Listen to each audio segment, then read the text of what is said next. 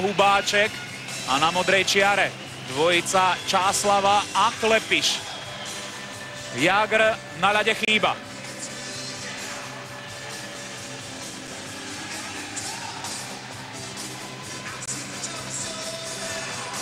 Kľúčové buly z pohľadu Švédov má na starosti Niklas Persson.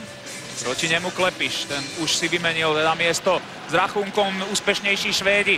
Johansson ale neukontroloval puk v rohu, ten poslali Česi pred brankovisko, Čáslava vyrovnal 7,5 sekúnd pred koncom, tak prepáčte, bol to Karel Rachúnek a bude sa predĺžovať.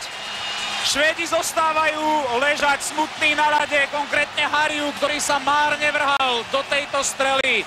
Nahnevaný Bengdoke Gustafsson, ale Česi sa radujú.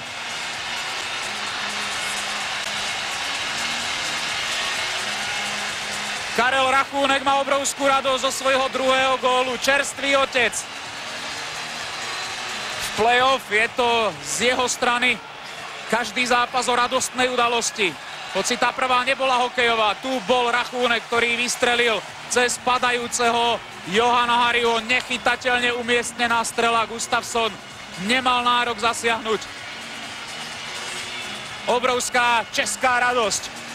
Už boli takmer na lopate. Emotívne chvíle si užili aj rodinní príslušníci českých hráčov na tribúne.